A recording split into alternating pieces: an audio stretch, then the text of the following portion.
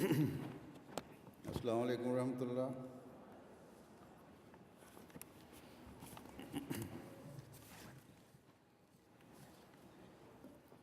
اشہد ان لا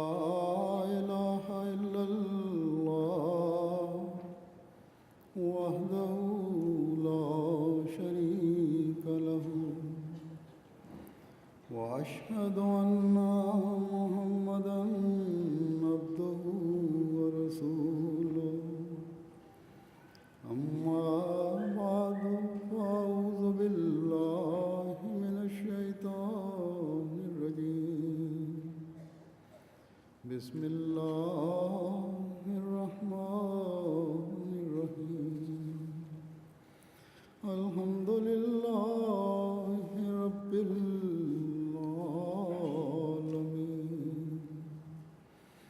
الرحمن الرحیم، مالک یوم الدین۔ ایاک نعبد وإیاک نستعین۔ اہدنا الصراط المستقیم، صراط الذین انعمت علیہم غیر المغضوب علیہم ولا الضالین۔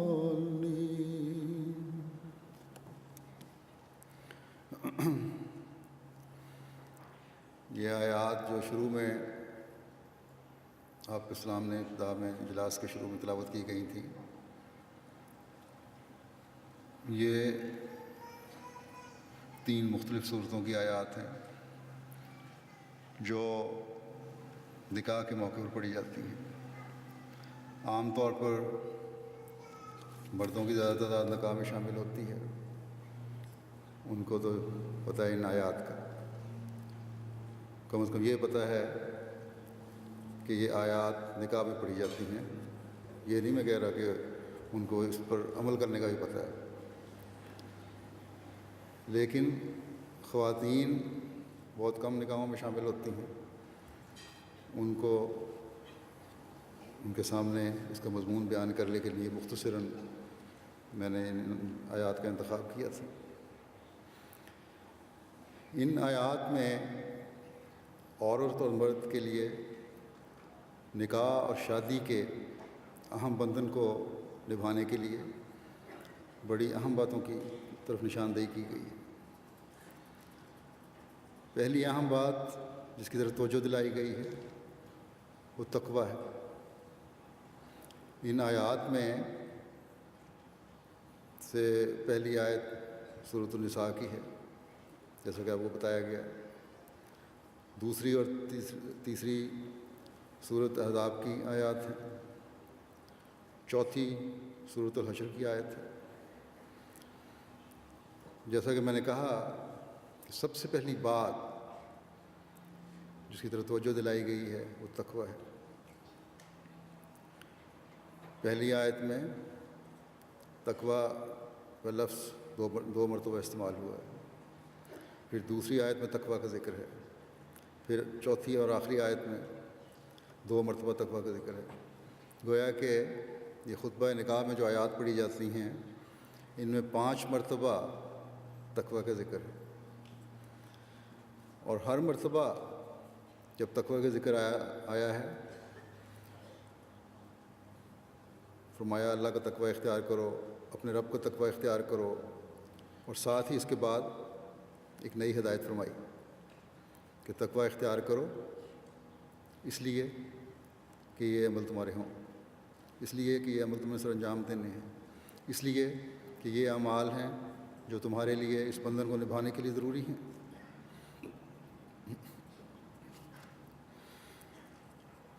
کل میں نے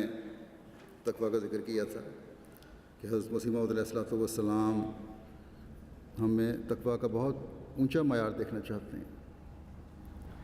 اور اللہ تعالیٰ نے آپ کو فرمایا کہ یہ تقویٰ کی جڑ ہی ہے، جو انسان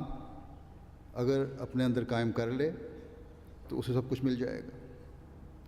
نہ یہ دنیا کی جاو عشمت، نہ یہ دنیا، نہ یہ دنیا کی علم، سب کچھ بھی کوئی چیز نہیں ہے.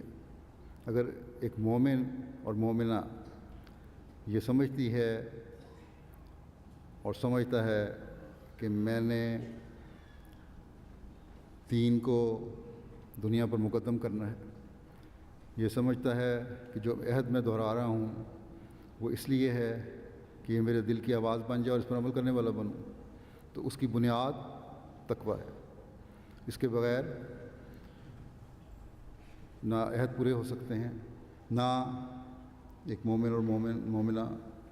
اپنے ایمان کی حالت کو قائم رکھنے والا بن سکتا ہے.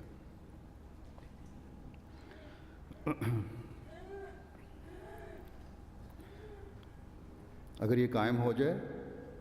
تو پھر دین بھی مل جائے گا اور دنیا بھی مل جائے گی. ایک انسان، عورت ہو یا مرد، جب ایمان کا دعویٰ کرتا ہے، مومن ہونے کا دعویٰ کرتا ہے، تو یقیناً اس کی یہ خواہش ہوتی ہے، اور سب سے بڑی خواہش ہوتی ہے اور ہونی چاہیے، کہ وہ خدا کو پالے تاکہ اس کا دین سنور جائے اور اس کی دنیا بھی سنور جائے. بس اگر خدا کو پانا ہے، اس کی رضا کو حاصل کرنا ہے، تو پھر تقویٰ پر چلنا انتہائی ضروری ہے. اور تقویٰ یہی ہے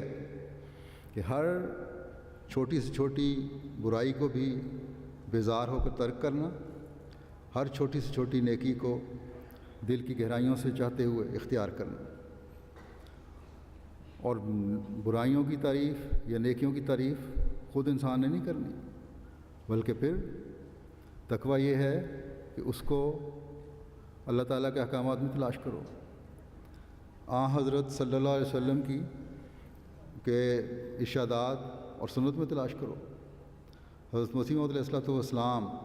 جن کو اس زمانے کے لیے امام بنا کر بھیجا گیا تاکہ اسلام کی حقیقی تعلیم لوگوں پر واضح کریں، ان کے ارشادات پر کو پڑھو اور نوٹ کرو اور ان پر عمل کرنے کی کوشش کرو کہ ان میں سے کون کون سی ایسی باتیں ہیں جن سے ہمیں روکا گیا ہے، جو برائیاں ہیں، اور کون کون سی ایسی باتیں ہیں جنہیں کرنے کا ہمیں کہا گیا ہے، جو نیکیاں ہیں اور اچھائیاں ہیں.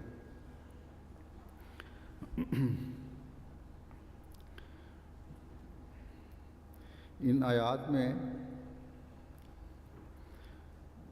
صرف تلقین نہیں کی گئی تقویٰ کی، بلکہ قرآن کریم میں بے شمار جگہ پر اس کی تلقین فرمائی گئی ہے. حضرت مسیح موعود علیہ السلام فرماتے ہیں کہ قرآن شریف میں تمام احکام کی نسبت تقویٰ اور پرہیزگاری کے لیے بڑی تاکید ہے. وجہ یہ کہ تقویٰ ہر ایک بدی سے بچنے کے لیے قوت بخشتی ہے اور ہر ایک نیکی کی طرف دوڑنے کے لیے حرکت دیتی ہے. اور اس قدر تاکید فرمانے میں بھید یہ ہے کہ تقویٰ ہر ایک باب میں انسان کے لیے سلامتی کا تعویذ ہے اور ہر ایک قسم کے فتنے سے محفوظ رہنے کے لیے حصن حسین ہے. اور ایک متقی انسان بہت سے ایسے فضول اور خطرناک جھگڑوں سے بچ سکتا ہے جس میں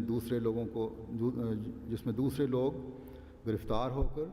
بسا اوقات ہلاکت تک پہنچ جاتے ہیں اور اپنی جلد بازیوں اور بدگمانیوں سے قوم میں تفرقہ ڈالتے ہیں اور مخالفین کو اعتراض کا موقع دیتے ہیں. پھر آپ فرماتے ہیں انسان کی تمام روحانی خوبصورتی تقویٰ کی تمام باریک راہوں پر قدم مارنا ہے. تقویٰ کی باریک راہیں روحانی خوبصورتی کے لطیف نقوش اور خوشنما خط و خال ہیں، اور ظاہر ہے کہ خدا تعالیٰ کی ایمانتوں اور ایمانی عہدوں کی حد الوسع رعایت کرنا اور سر سے پیر تک جتنے قوا اور اعضاء ہیں جن میں ظاہری طور پر آنکھیں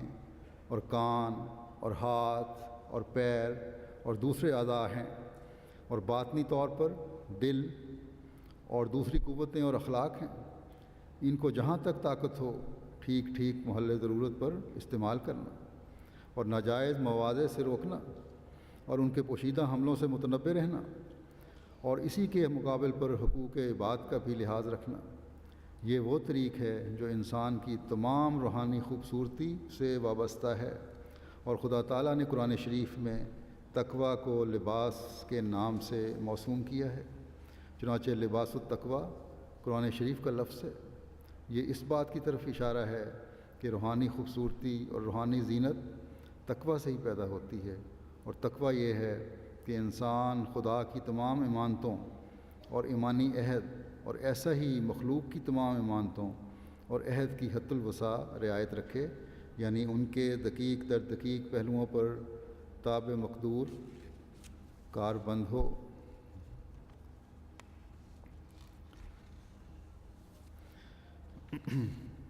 بس یہ وہ معیار ہے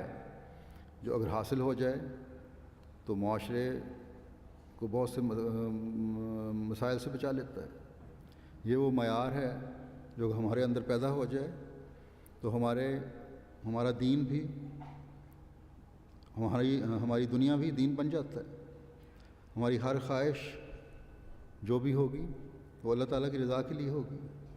اور اللہ تعالیٰ کی رضا حاصل کرنے والے کی کوئی خواہش ایسی نہیں ہوتی جو صرف دنیا میں پڑے رہنے سے حاصل ہو۔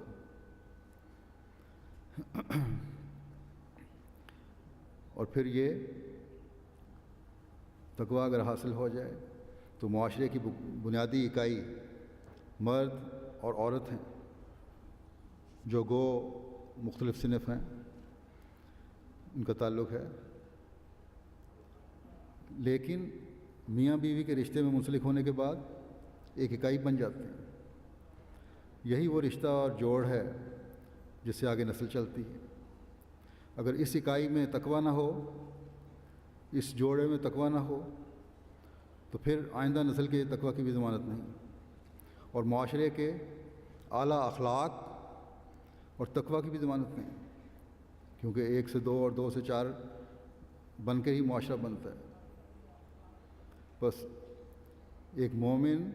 جب تقویٰ کی تلاش میں ہوتا ہے تو صرف اپنے لیے نہیں ہوتا، بلکہ اپنی نسلوں کے لیے بھی، اپنے معاشرے کے لیے بھی۔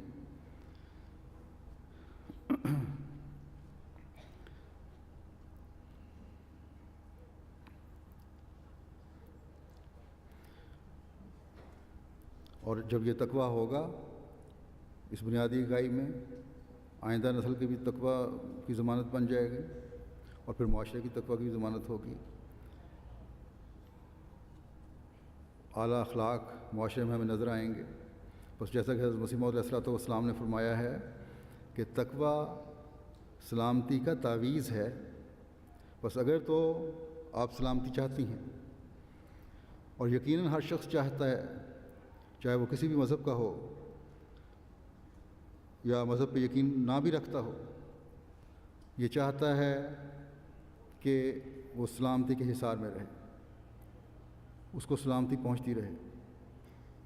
دوسرے کو چاہے وہ سلامتی پہنچانے والا ہو نہ ہو، اپنے لیے وہ سلامتی چاہتا ہے۔ ایک بدمعاش ہے، ایک چور ہے، ایک ڈاکو ہے،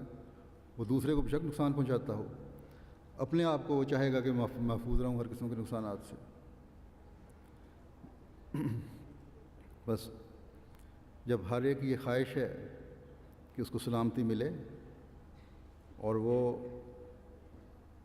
اس کو کوئی نقصان نہ پہنچے، اس کے دن اور رات خیریت اور عافیت سے گزریں، ہر دشمن سے وہ محفوظ رہے، ہر پریشانی سے بچتا رہے، مشکلات کا سامنا نہ کرنا پڑے اس کو، تو پھر اس کے لیے ایک راستہ، ایک مومن اگر یہ چاہتا ہے تو اس کے لیے یہ راستہ ہے وہ تقویٰ اختیار کرے۔ بس حضرت مسیح موعود علیہ الصلوۃ والسلام نے ہم پر یہ نقطہ واضح فرمایا ہے کہ اگر تم سلامتی چاہتے ہو تو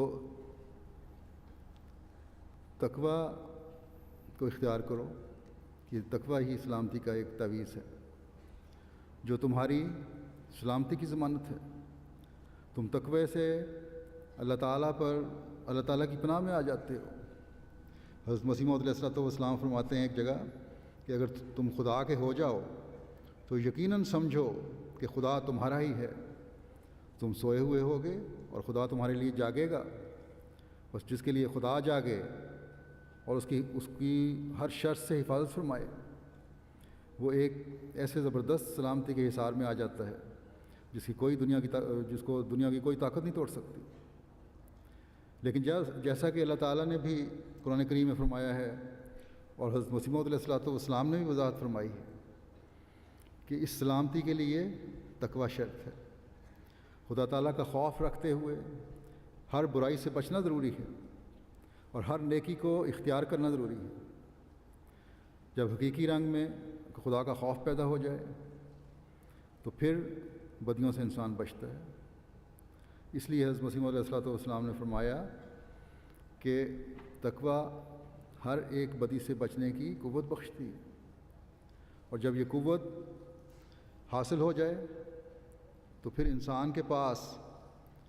وہ انمول تعویذ آ جاتا ہے جو سلامتی کی ضمانت ہے۔ انسان ایک ایسے مضبوط قلعے میں آ جاتا ہے جس کے ارد گرد خدا تعالیٰ نے پہرا بٹھایا ہوا ہے، جس تک کوئی شیطانی حربہ نہیں پہنچ سکتا۔ شیطانی خیالات اور جذبات اسی وقت ابھرتے ہیں جب انسان خدا تعالیٰ کو بھول جاتا ہے، جب خدا تعالیٰ کا خوف نہیں رہتا۔ بس اگر خدا تعالیٰ کا خوف ہو تو کبھی کوئی ایسی حرکت انسان سے سرزد نہیں ہو سکتی جو اللہ تعالیٰ کو ناراض کرنے والی ہو اور دنیا کے امن کو برباد کرنے والی ہو، اپنے معاشرے کے امن کو برباد کرنے والی ہو، اپنے گھروں کے اور سکون اور امن کو برباد کرنے والی ہو۔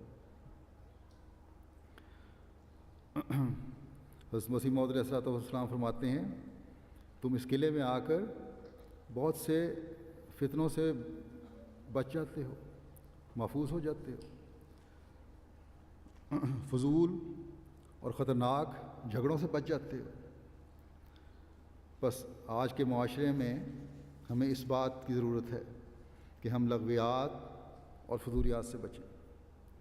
اپنی زندگیوں میں امن و سکون پیدا کریں۔ اللہ تعالیٰ نے مختلف طریقوں سے انسان کو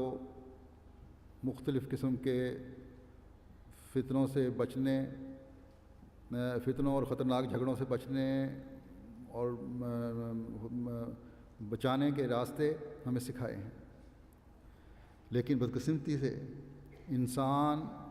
ان راستوں پر توجہ نہ دے کر اپنی زندگیوں کو برباد کر لیتا ہے۔ اس خوبصورتی سے اپنے آپ کو محروم کر لیتا ہے جو اللہ تعالیٰ نے ایک مومن اور مومنہ کے لیے مہیا فرمائی ہے۔ جو ایک مومن اور مومنہ کا درجہ امتیاز ہونا چاہیے، جو اس کے حسن کو چار چاند لگا دے۔ کپڑے یا ظاہری حسن کوئی چیز نہیں ہے، اصل حسن وہ ہے جو اللہ تعالیٰ عطا فرماتا ہے۔ عورت کو اپنے حسن اور زینت کا بڑا خیال رہتا ہے، لیکن بہت سی ایسی ہیں جو اپنی اصل زینت سے بے خبر رہتی ہیں۔ میک اپ کرنے سے، کپڑے پہننے سے، زیور پہننے سے زینت نہیں ملتی۔ اصل زینت وہ ہے جو اللہ تعالیٰ نے بتائی ہے ہمیں۔ اس حسن سے بے خبر رہتی ہیں جس سے ان کا حسن و زینت کئی گنا بڑھ جاتا ہے، جو آزادی حاصل کر کے نہیں ملتی، اس معاشرے کی فضولیات میں گم ہو کر نہیں ملتی، جو حجاب ختم کر کے نہیں ملتی، جو سر ننگے کرنے سے نہیں ملتی، جو اپنے خامدوں کے سامنے دنیاوی خواہشات پیش کرنے سے نہیں ملتی، یا مردوں کو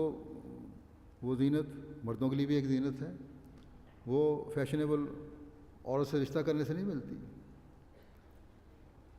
بلکہ یہ اللہ تعالیٰ کا تقوی اختیار کرنے سے ملتی ہے۔ آج کل کے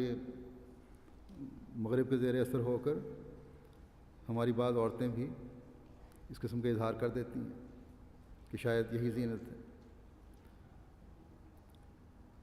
تو ہمیشہ یاد رکھنا چاہیے کہ یہ زینت تقویٰ کا لباس پہننے سے ملتی ہے، اور لباس تقویٰ ان کو میسر آتا ہے جو اپنے ایمانی عہدوں اور ایمانتوں کو اپنی تمام تر صلاحیتوں اور استعدادوں کے ساتھ پورا کرنے کی کوشش کرتے ہیں، چاہے وہ مرد ہوں یا عورتیں ہوں۔ حضرت مسیح موعود علیہ السلام فرماتے ہیں کہ اپنے جسم کے تمام اعضاء، یہ جو اقتباس میں نے پیش کیا اس کی وضاحت کر رہا ہوں، کہ اپنے جسم کے تمام اعضاء کو جو ظاہری اعضاء ہیں ان امانتوں کا حق ادا کرنے والا بناؤ۔ ہر مرد اور عورت کا کام ہے کہ اپنے کان، آنکھ، زبان اور ہر عضو کے استعمال کو اللہ تعالیٰ کی رضا کے تابع کر کے استعمال کریں۔ اب آئلی جھگڑوں میں دیکھا گیا ہے کہ زبان، کان، آنکھ جو ہے بہت بڑا کردار ادا کرتے ہیں۔ مرد ہیں تو وہ ان کا صحیح استعمال نہیں کرتے، عورتیں ہیں تو وہ ان کا صحیح استعمال نہیں کر رہی۔ میں نے پہلے بھی بتایا تھا کہ میں اکثر ان جوڑوں کو جو کسی نصیحت کے لیے کہتے ہیں یہ کہا کرتا ہوں کہ اپنی زبان، کان، آنکھ کا صحیح استعمال ایک دوسرے کے لیے کرو تو تمہارے مسائل کبھی پیدا نہیں ہوں گے۔ زبان کا استعمال اگر نرمی اور پیار سے ہو تو کبھی مسائل پیدا نہ ہو۔ اسی طرح اب عموماً تو دیکھا گیا ہے کہ چاہے وہ مرد ہیں یا عورتیں ہیں، جب مقدمات آتے ہیں، جھگڑے آتے ہیں، تو یہ زبان ہے مرد یا عورت کی جو ان جھگڑوں کو تول دیتی چلی جاتی ہے، اور ایک وقت ایسا آتا ہے جب پھر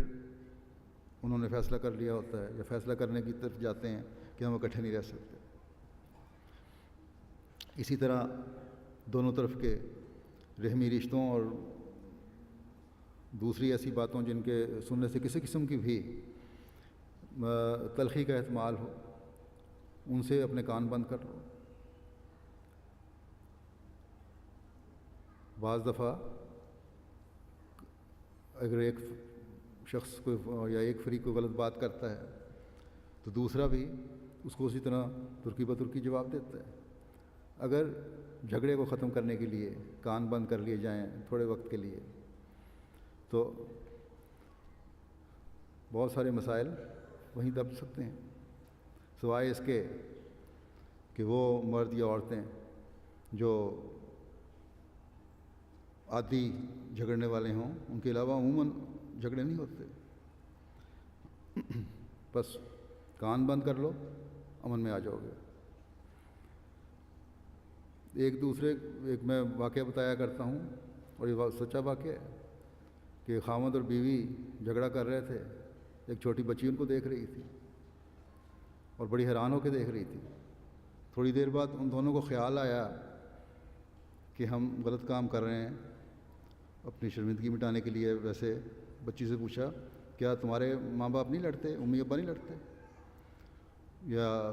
سختی سے نہیں بولتے ایک دوسرے سے، یا ناراض نہیں ہوتے؟ اس نے کہا ہاں، اگر میرے باپ کو غصہ آتا ہے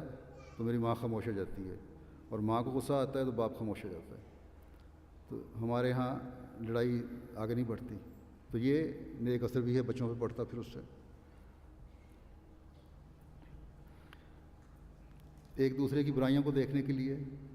آنکھیں بند رکھو، اور ایک دوسرے کو اچھائیاں دیکھنے کے لیے اپنی آنکھیں کھلی رکھو۔ آخر ہر شخص میں، چاہے وہ عورت ہے یا مرد ہے، اچھائیاں بھی ہوتی ہیں، برائیاں بھی ہوتی ہیں۔ مرد عموماً پہل کرتے ہیں، میں نے دیکھا ہے، عورتوں کی برائیاں ان کو نظر آنی شروع ہو جاتی ہیں، اور پھر جواباً جب عورتیں برائیاں تلاش کرنی شروع کرتی ہیں تو اتنی دور تک نکل جاتی ہیں کہ پھر واپسی کے راستے نہیں رہتے۔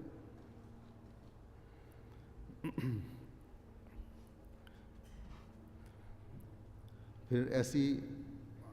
ناجائز چیزوں کی طرف آنکھ اٹھا کر بھی نہیں دیکھنا چاہیے جن سے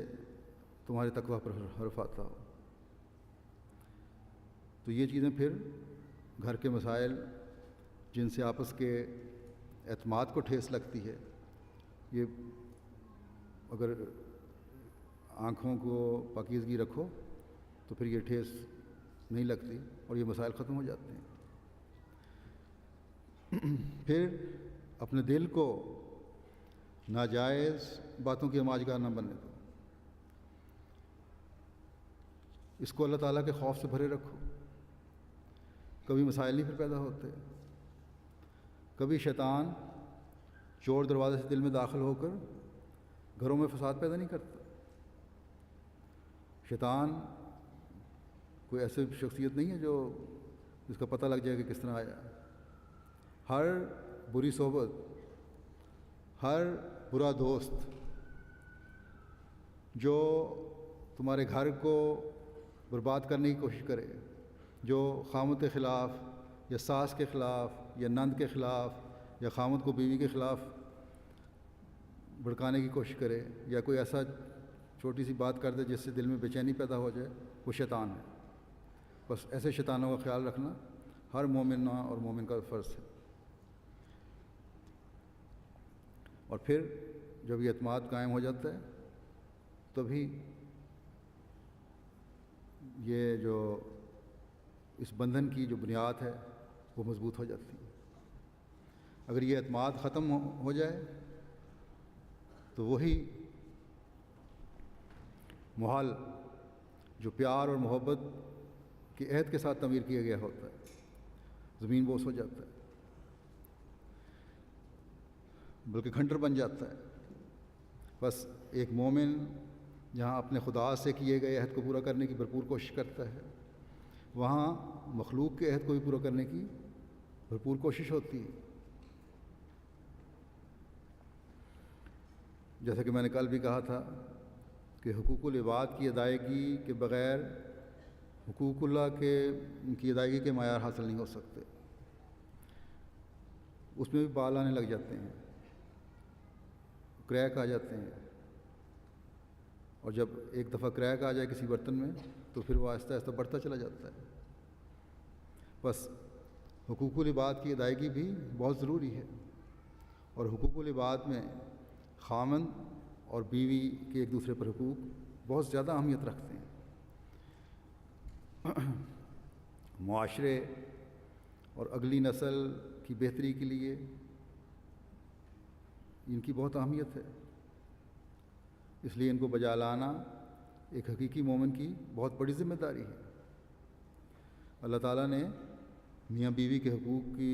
ادائیگی کے لیے اس لیے توجہ دلائی ہے، اور یہ آیات حضرت صلی اللہ علیہ وسلم نے اس لیے نکاح کے موقع پر رکھی ہیں کہ تقوی پر قائم ہوتے ہوئے ایک دوسرے کے حقوق ادا کرو، تبھی تم خدا تعالیٰ کی ایمانتوں اور ایمانی عہدوں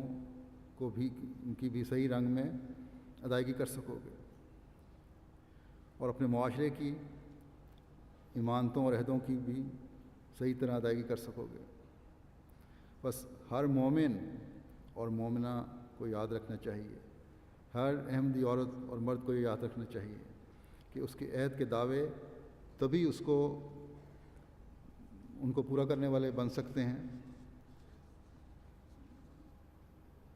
جب اپنے ہر رشتے کی بنیاد جو ہے اس کا حق ادا کرنے کی کوشش کرو گے۔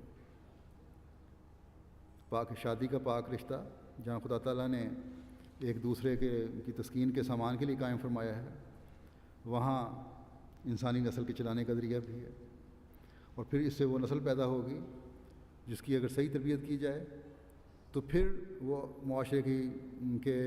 امن کی ضمانت بن جاتی ہے۔ صرف جسمانی تسکین اور نسل چلانا ہی تو یہ کام نہیں ہے، یہ تو جانوروں میں بھی ہے۔ اللہ تعالیٰ نے انسان کو اشرف المخلوقات بنایا ہے، تو اس کے کچھ لوازمات بھی ہیں انسان کے لیے، اس کے ساتھ ذہنی تسکین بھی ہے۔ اس لیے اللہ تعالیٰ نے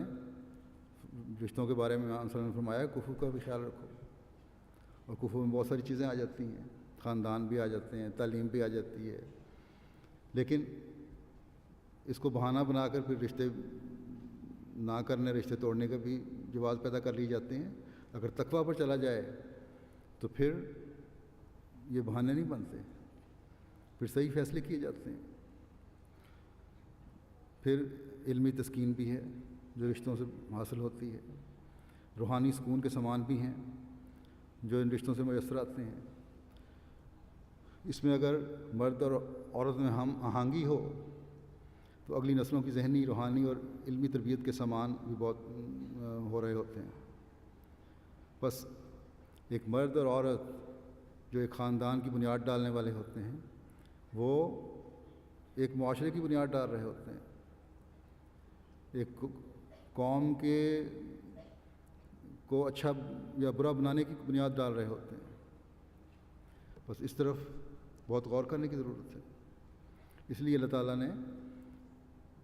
5 جگہ نکاح کے موقع پر تقویٰ کا لفظ استعمال کر کے ہمیں اس توجہ دلائی ہے کہ تمہارا ہر فعل، تمہارا ہر قول، تمہارا ہر عمل صرف اپنی ذات کے لیے نہ ہو، بلکہ تقویٰ کو بنیاد رکھتے ہوئے، اللہ تعالیٰ کا خوف رکھتے ہوئے، اللہ کے بھی حقوق ادا کرنے والا ہو اور ایک دوسرے کے بھی حقوق ادا کرنے والا ہو۔ اور پھر جب یہ ہو جاتا ہے تو پھر وہ نسل پیدا ہوتی ہے جو ماں باپ کے لیے دعائیں کرنے والی ہوتی ہے۔ جیسا قرآن کریم میں بھی ذکر ملتا ہے کہ وہ اس نیک تربیت کی وجہ سے جو ان کے ماں باپ نے ان کے لیے ان کی ہوتی ہے بچوں کی، وہ یہ دعا مانگ رہے ہوتے ہیں کہ رب ارحمہما کما ربیانی صغیرا، کہ اے میرے رب ان پر رحم فرما کہ انہوں نے بچپن کی حالت میں میری پرورش کی ہے، صرف پالا نہیں، میری تعلیم اور تربیت کی طرف بھی توجہ دی ہے، میری روحانی بہتری کی طرف بھی توجہ دی ہے، میری اخلاقی تربیت کی طرف بھی توجہ دی ہے، میری دنیاوی تعلیم کی طرف بھی توجہ دی ہے تاکہ میں معاشرے کا ایک فعال حصہ بن جاؤں۔ لیکن جن گھروں میں جھگڑے ہوتے رہیں، جن گھروں میں صرف اپنی اناؤں کی باتیں ہوتی رہیں، عورتوں کی طرف سے بھی مردوں کی طرف سے بھی، وہاں پھر ایسے لوگ پیدا نہیں ہوتے، سوائے اس کے ماشاء اللہ ایسے ہوتے ہیں بعض گھر جہاں بچے پھر ریئیکشن دکھا رہے ہوتے ہیں اور اپنے ماں باپ سے جس کی بھی زیادتی ہو، ماں کی یا باپ کی، اس سے متنفر ہو جاتے ہیں، گھروں سے چلے جاتے ہیں اور اپنی تربیت کی طرف بھی توجہ کرتے ہیں۔ خود گویا ایسے بہت کم ہوتے ہیں۔ بس اپنی نسلوں کو بچانے کے لیے بہت ضروری ہے کہ صرف اپنی ذات کو اپنا محور نہ بنائیں، بلکہ ایک اپنے خیالات کو، اپنے جذبات کو قربان کرنے کی عادت ڈالنا ضروری ہے، تبھی ایک حسین معاشرہ پیدا ہو سکتا ہے۔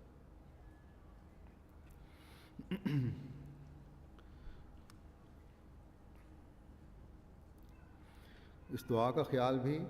ایک ایسے مومن بچے کو ہی آ سکتا ہے، ایک ایسے شخص کو ہی آ سکتا ہے جو اس بات کا ادراک رکھتا ہو کہ تقویٰ کیا ہے، اور پھر اس کو پتہ لگتا ہے کہ تقویٰ یہی ہے کہ میں اپنے والدین کے احسانوں کا شکر گزار بنتے ہوئے ان کے لیے خدا تعالیٰ سے مدد مانگوں، دعا مانگوں، ان کی بہتری کی دعا کروں۔ اللہ تعالیٰ نے بکثرت مرد و عورت پھیلائے ہیں اور کافروں کے ذریعے پھیلائے ہیں۔ اللہ تعالیٰ نے فرمایا ہے کہ اے لوگو، تمہیں جو پھیلایا گیا ہے کثرت سے مرد اور عورت کی صورت میں، تقویٰ اختیار کرو، یعنی کہ وہ خاص لوگ جن کو دین کی طرف بھی رغبت ہے، اگر تمہیں خدا کی رضا مطلوب ہے، اگر تم دین چاہتے ہو تو پھر اس تقویٰ کی تلاش کرو جو خدا تک پہنچاتا ہے، اس خشیت اور اس خوف کی تلاش کرو جو تمہیں اللہ تعالیٰ کی خاطر برائیوں سے روکے اور نیکیاں کرنے کی توفیق عطا فرمائے۔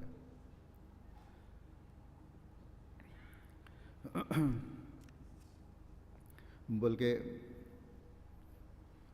ہم دنیا میں دیکھتے ہیں کہ آبادی کے لحاظ سے تو کافروں کی زیادہ کثرت ہے مومنوں کے مقابلے میں، لیکن یہاں توجہ دلائی ہے کہ حقیقی کثرت وہ ہے جو تقوی پر چلنے والوں کی ہے، کیونکہ آخری انجام، بہتر انجام انہی لوگوں کا ہے، اور انہی سے دنیا کا امن اور سکون بھی قائم ہوتا ہے۔ اس لیے تم دنیا داروں سے متاثر نہ ہو جاؤ، ان کی طرف دیکھ کر متاثر نہ ہو، بلکہ تقوی پر چلو تو اللہ تعالیٰ کے انعامات کے وارث بنو گے۔ تمہاری اولادیں بھی تمہارے لیے دعائیں کرنے والی ہوں گی اور تمہارے درجات بلند کرنے کا باعث بنیں گی۔ ہمارے آئلی مسائل جو سامنے آتے ہیں ان میں بسا اوقات یہ ایشو بہت اٹھایا جاتا ہے، کبھی عورت کی طرف سے اور کبھی مرد کی طرف سے، کہ ہمارے ماں باپ بہن بھائی، ہمارے ماں باپ یا بہن بھائیوں کو برا کہا کسی ایک نے۔ مرد یہ الزام لگاتا ہے کہ عورتیں کہتی ہیں، عورتیں الزام لگاتی ہیں کہ مرد کہتے ہیں کہ میرے ماں باپ کی برائی کی، ان کو یہ کہا، ان کو وہ کہا، ان کو گالیاں دیں۔ تو یہ چیز جو ہے یہ تقویٰ سے دور ہے، یہ چیز پھر گھروں میں فساد پیدا کرتی ہے۔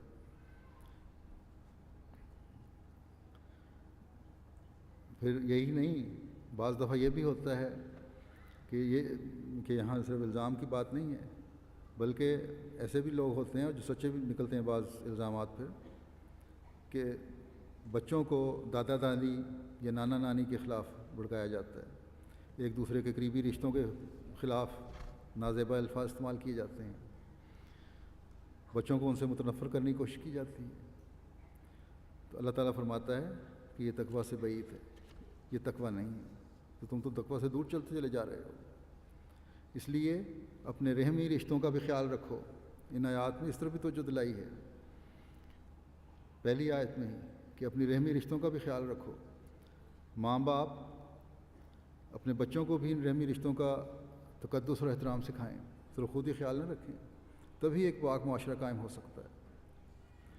اور خود بھی اس کے تقدس کا خیال بہت زیادہ رکھیں، کیونکہ خود ماں باپ کے نمونے جو ہیں وہ بچوں پر اثر انداز ہوتے ہیں۔ حضرت صلی اللہ علیہ وسلم جو انسانی فطرت کو سب سے زیادہ جاننے والے تھے انسانوں میں سے، آپ نے نکاح کے خطبے میں ان آیات کا انتخاب فرما کر مرد اور عورت کو شادی یا رشتہ ازدواج میں منسلک ہوتے وقت یہ احساس پیدا کروا دیا ہے، یا پیدا کروانے کی کوشش کی ہے کہ اللہ تعالیٰ کے اس حکم کو ہمیشہ یاد رکھنا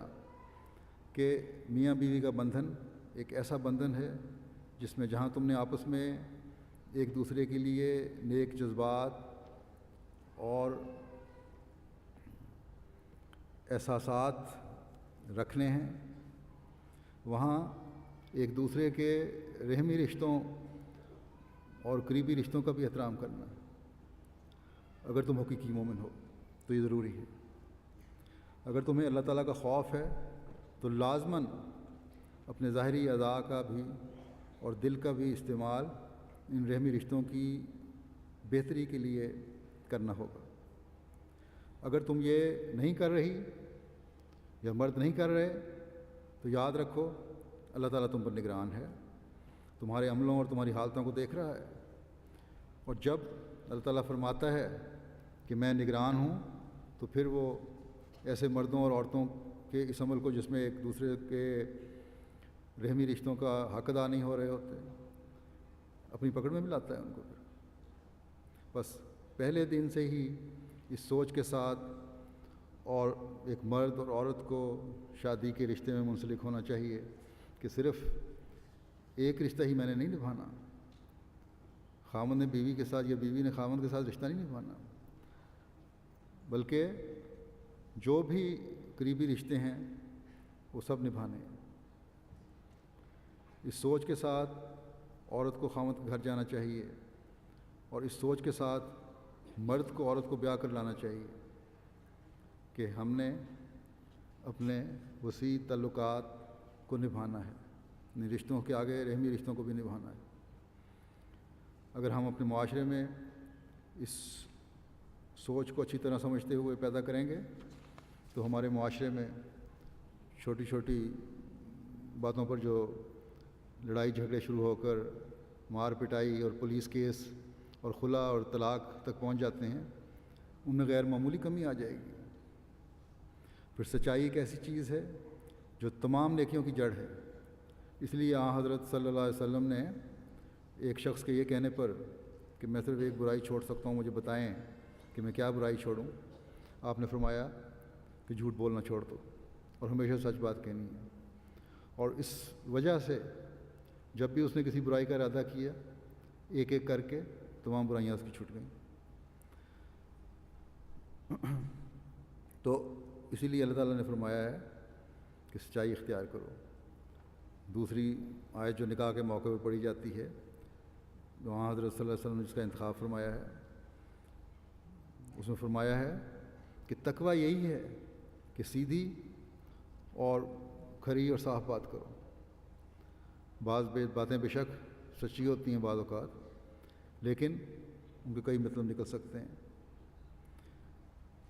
حق میں بھی اور خلاف میں بھی جا سکتے ہیں۔ بعض بڑے ہوشیار لوگ اپنے مطلب کی بات کر جاتے ہیں اور کہتے ہیں میرا مطلب تو یہ تھا، وہ بات صحیح بھی ہوتی ہے لیکن مطلب اس کا کچھ اور ہو رہا ہوتا ہے ہر ایک کی نظر میں۔ تو یہاں فرمایا کہ قول سدید اختیار کرو، اور قول سدید یہ ہے کہ غیر معمولی طور پر سیدھی اور کھری بات کرو۔ بعض لوگ بڑی ہوشیاری سے، جیسا کہ میں نے کہا، بات کر دیتے ہیں، عورتیں بھی اور مرد بھی، جب ان کے خاص طور پہ جن کیس پیش ہو رہے ہوتے ہیں یا معاملات آتے ہیں سامنے۔ تو فرمایا کہ ایک تو رشتوں کے طے کرتے وقت ہر بات کی حقیقت بتاؤ۔ لڑکی کے رشتہ آ رہا ہے تو لڑکی کی صحت، عمر اور قد وغیرہ جو بھی ہے وہ صاف صاف بتانا چاہیے۔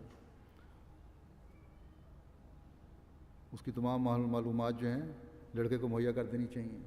لیکن لڑکوں کا بھی یہ فرض ہے کہ جب یہ معلومات مہیا ہو جاتی ہیں تو پھر صرف دیکھنے کے لیے لڑکیاں نہ پہنچ جایا کریں، بلکہ جب ایک معلومات مہیا ہو گئیں تو دعا کر کے پھر اس نیت سے جانا چاہیے کہ ہم نے رشتہ کرنا ہے۔ اگر اس نیت سے جائیں گے تو ایک پاک معاشرہ پیدا ہوگا۔ تقویٰ سے جب ایک دوسرے کے رشتے تلاش کیے جائیں گے تو پھر جو لڑکیوں میں بھی بے چینیاں پیدا ہو جاتی ہیں وہ بھی پیدا نہیں ہوں گی۔ اسی طرح لڑکوں کو اپنی تعلیم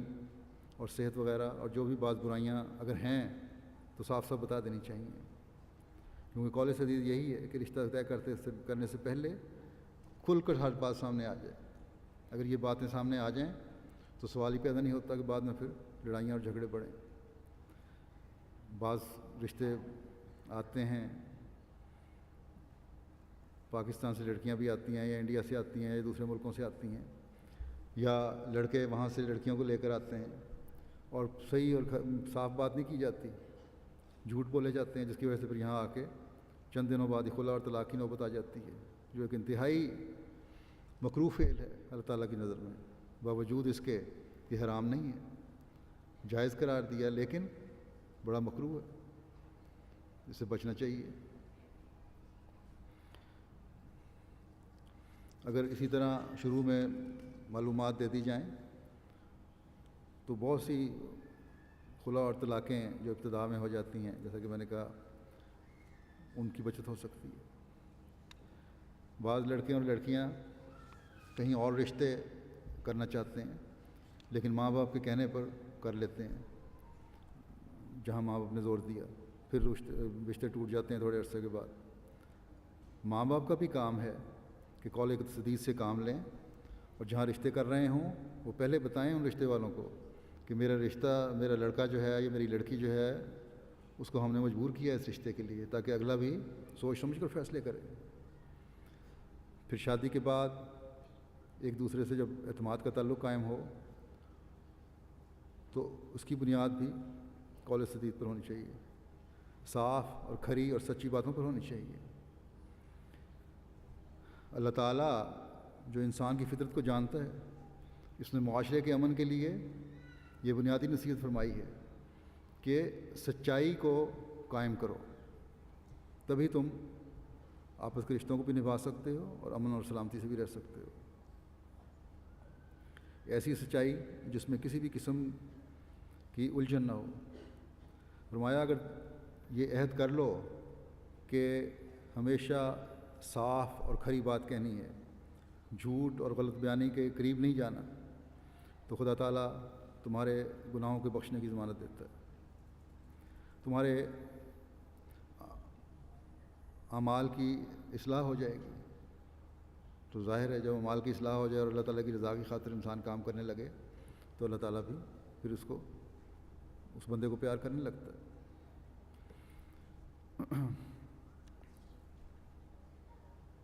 جیسا کہ میں نے حدیث کی مثال دے کر کہا ہے کہ حضرت صلی اللہ علیہ وسلم نے فرمایا کہ جھوٹ بولنا چھوڑ دو تو تمہاری برائیاں چھوٹ جائیں گی۔ تو یہی اصول ہر ایک کو اپنانا چاہیے۔ بس اللہ اور رسول کے احکامات کی اطاعت میں ہی ہر شخص کی بقا ہے، چاہے وہ مرد ہے یا عورت ہے۔ اگر مومن ہونے کا دعویٰ ہے تو بہرحال ان کی پابندی کرنی ضروری ہے، اسی میں ہماری کامیابیاں ہیں۔ اس دنیا میں بھی تمہاری زندگی اللہ تعالیٰ کے فضلوں کو سمیٹنے والی ہوگی، اور تمہاری اخروی زندگی بھی تمہیں انعامات کا وارث بنائے گی۔ پھر ان آیات میں سے آخری آیت میں تقویٰ کے حوالے سے اس طرح بھی توجہ دلائی گئی ہے کہ اس دنیا کو ہی صرف اپنی متاع نہ سمجھو، یہی نہ سمجھو کہ یہ دنیا ہی سب کچھ ہے۔ یہ بھی دیکھو اور نظر رکھو، یہ کوئی معمولی بات نہیں ہے، بلکہ خاص طور پر نظر رکھو کہ تم نے کل کے لیے آگے کیا بھیجا ہے، کیا نیکیاں ہیں جو تم نے کر رہے ہو، کون سا تقویٰ ہے تم نے اختیار کیا ہے، اپنی نمازوں کی حفاظت کی ہے، اپنے خامدوں کا حق ادا کیے ہیں، خامدوں نے بیویوں کے حق ادا کیے ہیں، بچوں کے حقوق ادا کیے ہیں، اپنے عہدوں کی حفاظت کی ہے، اپنے رحمی رشتوں کی حفاظت کی ہے۔ ان سب کو اللہ تعالیٰ نے کا حساب لینا ہے اللہ تعالیٰ نے، اس لیے نظر رکھو کہ تم نے آگے کیا بھیجا ہے، کیونکہ اصل انعامات جو نا ختم ہونے والے انعامات ہیں وہ تو اخروی زندگی کے انعامات ہیں۔ یاد رکھو جو کچھ تمہارے اعمال اس دنیا کے ہیں یہ نہ سمجھو کہ وہ اللہ تعالیٰ کی نظر سے مخفی ہیں۔ اللہ تعالیٰ تمہارے فرماتا ہے کہ تمہارے سب کاموں سے اور تمہاری تمام حرکات سے باخبر ہے۔ بس یہ آیت پھر یاد کروا رہی ہے کہ ہر برائی کی جڑ تقویٰ پر نہ چلنا ہے اور اس پر توجہ نہ دینا۔ بس اگر تم حقیقی اخلاقی اور روحانی ترقی چاہتے ہو تو یاد رکھو کہ یہ خدا تعالیٰ پر ایمان اور یقین اور اس کے احکامات پر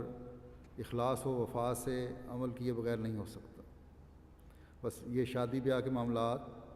اور رشتوں کو نبھانا تو ایک دنیاوی کام بظاہر لگتا ہے، لیکن ایک مومن کی دنیا بھی دین ہوتی ہے۔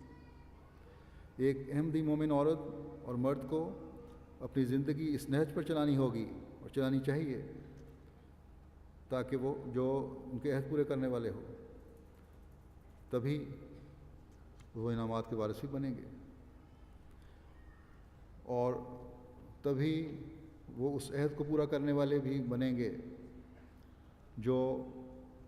زمانے کے امام کے ساتھ حضرت مسیح موعود علیہ السلام کے ساتھ جماعت میں آ کر ایک احمدی نے عہد بیعت کی صورت میں کیا۔ ہماری لڑکیوں کو بھی اور عورتوں کو بھی یہ ذہن میں رکھنا چاہیے کہ میرا اول فرض تقویٰ پر چلنا اور خدا تعالیٰ کی رضا ہے، اور شادی بیاہ بھی خدا تعالیٰ کی رضا کے حصول کے لیے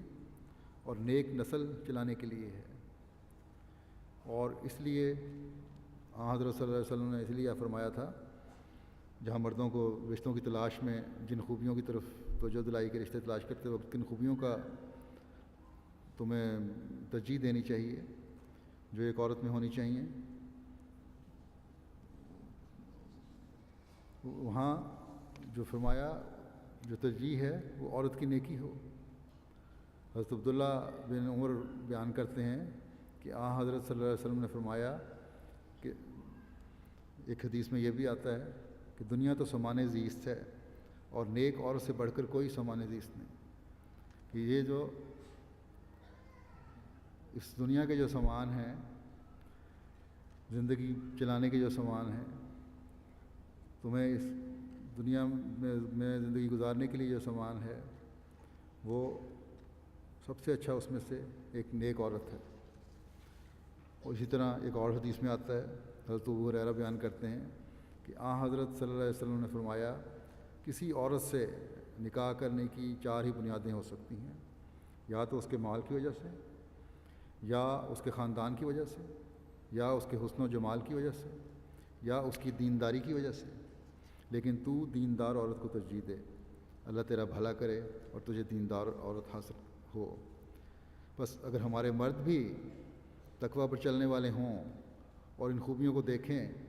تو ہر لڑکی پہلے سے بڑھ کر نیکیوں کی طرف چلنے والی ہوگی۔ اللہ تعالیٰ کے فضل سے عموماً ہماری لڑکیاں، ہماری بچیاں نیکیوں پر چلنے والی ہیں، لیکن وہ جو معاشرے سے متاثر ہو جاتی ہیں وہ بھی اپنی نیکیوں کے معیار بلند کریں۔ اور جب لڑکیوں کے نیکیوں کے معیار بلند ہوں گے کہ اس لیے کہ ہمارے رشتہ کا معیار جو ہے وہ نیکی ہے، تو پھر لڑکیاں کوشش کر کے یہ بھی کوشش کریں گی کہ لڑکے بھی ان کو وہ ملیں جو نیکی میں اعلیٰ معیار کے ہوں، کیونکہ کفف تو تبھی ملتا ہے جب نیکی اور تقویٰ کا معیار بھی برابر ہو۔ یہ تو نہیں ہو سکتا کہ بدماش چور اور ڈاکو شخص اور وہ کہے کہ مجھے نیک اور پارسا اور تقویٰ پر چلنے والی بیوی چاہیے۔ صرف یہ نہیں سمجھنا چاہیے کہ حضرت صلی اللہ علیہ وسلم نے مرد کو نیک سمجھ کر کہا ہے کہ تم مرد سب کے سب نیک ہو اور نیکیوں کے اعلیٰ معیاروں کو چھو رہے ہو، اس لیے نیک عورت تلاش کرو۔ اس شخص کو تو یقیناً دعا دی ہے کیونکہ اس کی نیکی کا پتہ ہوگا، لیکن ایک اصولی بات بھی بتا دی کہ مردوں کو بھی فرمایا کہ تم بھی نیک بنو۔ تم نیک بنو گے تو پھر رشتے بھی نیک عورت سے کرو گے۔ اگر تم نیک نہیں، برائیوں میں ملوث ہو، تو پھر نیک بیوی کی تلاش کس طرح کر سکتے ہو تم؟ بس نیک مرد ہی ہے جو نیک بیوی کو تلاش کرے گا، اور یوں مرد اور عورت تقویٰ پر چلتے ہوئے اپنے رشتے قائم کرنے اور نیک نسل کی طرف توجہ دینے والے ہوں گے۔ اور اس میں اس طرح توجہ دلائی گئی ہے کہ دونوں نیکیوں پر قائم ہوں تاکہ نیک نسل چلے، اور وہ نسل ایسی ہو جو پھر ایک ایسا حسین معاشرہ بنانے والی ہو جو تقویٰ پر چلنے والا ہو، ایسا خاندان بنانے والی ہو جو تقویٰ پر چلنے والا ہو۔ بس آج کل جو دنیا میں بے صبری اور دنیا کی چاہت اور تقویٰ سے دوری ہے، اس نے میاں بیوی کے پاکیزہ رشتوں میں دراڑیں ڈال دی ہیں۔ ان کا حل انہی قرآنی احکامات پر عمل کرنے میں ہے۔ اور مجھے افسوس سے کہنا پڑتا ہے کہ ہماری لڑکیاں بھی اور عورتیں بھی اور مرد بھی اس سے متاثر ہو رہے ہیں جو دنیا کے آج کل کے طریقے ہیں۔ حضرت مسیح موعود علیہ السلام فرماتے ہیں کہ غیر قوموں کی تقلید نہ کرو جو کلی اسباب پر گر گئی ہیں۔ تم ان لوگوں کے پیرو مت بنو جنہوں نے سب کچھ دنیا کو ہی سمجھ رکھا ہے۔ دنیا میں ان ملکوں میں خاص طور پر طلاقوں کے شرح بہت بڑھ گئی ہے، دنیاوی لوگوں میں بہت پرانی بڑھی ہوئی ہے۔ کچھ عرصے شادیاں قائم رہتی ہیں، ٹوٹ جاتی ہیں۔ اس کا اثر ماحول کی وجہ سے احمدیوں پر بھی ہو رہا ہے، اور صرف یہی نہیں بلکہ پاکستان میں بھی ہے، ہندوستان میں بھی ہے، اور دوسری جگہوں پہ بھی ہے۔ بس ہمیں اپنی اصلاح کی طرف توجہ دینی چاہیے۔ دنیا کی دیکھا دیکھی ہم اپنے اندر بھی اپنے آپ کو بھی ان اندھیروں میں نہ ڈبو لیں جو دنیا کو تباہ کر رہے ہیں، تباہی کے ذمہ دار ہیں، بلکہ ہمیں اپنی کمزوریوں پر نظر رکھتے ہوئے اپنی اصلاح کی طرف توجہ دینی چاہیے۔ ایک بہت قابل فکر جائزہ میرے سامنے آیا جب میں دیکھتا ہوں مختلف ملکوں سے، اور عموماً یہی حالت ہے کہ ہمارے ہاں طلاق اور خلا کی شرح بڑھتی چلی جا رہی ہے، اور اس کا یہی وجہ ہے کہ بے صبری، نیکیوں میں کمی، تقویٰ سے دوری۔ اب یہاں یو کے میں ہی یہ 3 سالوں کو جب میں نے جائزہ لیا تو میں حیران رہ گیا کہ تقریباً 3% طلاق اور خلا کی شرح بڑھ چکی ہے، اور 20% طلاقیں ہونے لگ گئی ہیں۔ جتنے رشتے طے ہوتے ہیں ان میں سے 20% ٹوٹنے لگ گئے ہیں، اور یہ قابل فکر بات ہے۔ اس طرح ہمیں بہت توجہ دینے کی ضرورت ہے، اور وجوہات یہی ہیں۔ جب وجہ پتہ کرو، جیسا کہ میں نے پہلے بتایا، میاں بیوی کا گندی زبان کا استعمال ہے، بد اخلاقیاں ہیں، برداشت کی کمی ہے، والدین، بہن بھائیوں اور رشتہ داروں کی دخل اندازیاں ہیں، چاہے وہ لڑکے کے والدین بہن بھائی ہوں یا لڑکی کے ہوں۔ جب ایک دوسرے کی رشتوں میں دخل اندازیاں کرتے ہیں اور پھر ان میں مزید بگاڑ پیدا ہوتا ہے، تو گو رحمی رشتوں کی ادائیگی کا حکم تو ہے، لیکن والدین اور بہن بھائیوں کو بھی حکم ہے کہ تم لوگ بھی فساد پیدا نہ کرو، میاں بیوی کو آرام اور سکون سے رہنے دو۔ اگر یہ ہو جائے تو کبھی رشتے اتنا تیزی سے نہ ٹوٹیں۔ پھر سچائی کا نہ استعمال کرنا ہے۔ لڑکے یہاں آتے ہیں باہر سے شادی کر کے، یہاں پڑھی لکھی لڑکیاں ہیں، کہا جاتا ہے کہ گریجویٹ ہے، جب پتہ لگے تو پتہ لگتا ہے کہ میٹرک فیل لڑکا آیا ہے، اس سے بھی رشتے ٹوٹتے ہیں۔ اسی طرح لڑکیوں کے بارے میں بعض کمیوں کا پتہ لگ رہا ہوتا ہے، تو ہمیشہ سچائی کا استعمال کرنا چاہیے۔ پھر یہاں سے تک حد ہے کہ بڑی عورتوں کو میں کہنا چاہتا ہوں اب کہ یہ بھی شکایتیں ہیں رشتے ٹوٹنے کی کہ ساس اور سسر اپنی بہوؤں کو مارتے ہیں، صرف اپنے ان کے خامدوں سے مار نہیں پڑواتے بلکہ خود بھی ہاتھ اٹھانا شروع کر دیتے ہیں، جو کسی طرح بھی جائز نہیں ہے۔ پھر یہاں آ کے لڑکے بعض غلط کاموں میں پڑ جاتے ہیں اور بیویوں کو چاہتے ہیں ان کے ساتھ نہ رہیں، ان کو پاکستان سے اگر آئی ہیں تو پاکستان چھوڑ آئے کسی نہ کسی بہانے سے، حقوق ادا نہیں کرتے ایک دوسرے کے۔ پھر جب جماعت اصلاح کی کوشش کرتی ہے، جماعت سے تعاون نہیں کرتے،